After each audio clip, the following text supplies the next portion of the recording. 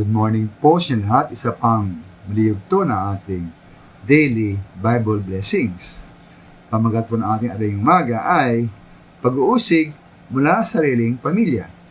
Pag-uusig mula sa sariling pamilya. Di ba narasang maminamahal, naranasan nyo na ma-discourage, masalungat o mapigil ng sariling pamilya o mga sa buhay ukol po sa inyong pagsunod at paglingkod sa Diyos o kayo mapintasan o pagbintangan nila ng mali at walang katotohanan? Ito po yung nakalungkot, di po mga naman nakalungkot. Dahil samantalang sila dapat ang mag-encourage sa inyo. Ngunit huwag tayo magtaka maminamahal, huwag tayo magulat. Dahil sabi po ng Panginoon Jesus sa Matthew 10:34-36 ay poroon, huwag ninyong isiping na parito ako upang magdala ng kapayapaan sa lupa. Naparito ako upang magdala ng tabak, hindi kapayapaan.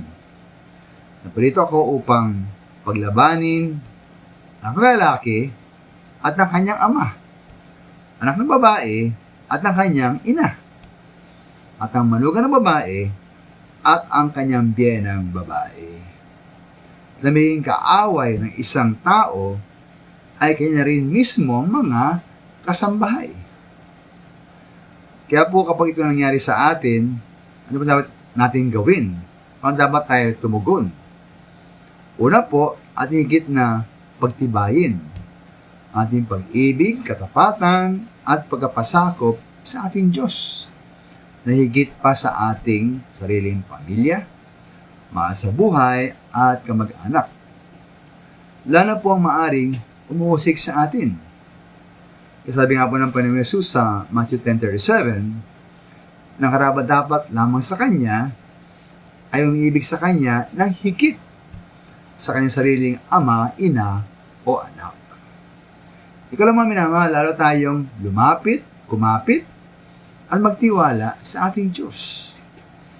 At po ang kinipon sabi sa mga awit 27:10 na mga awit, na itakwil man ako ng aking ama at ina, si Yahweh ang sa akin ay mag-aaruga.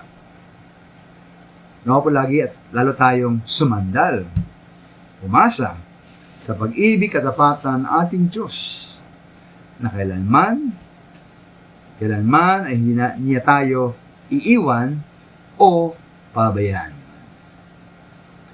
Maraming salamat.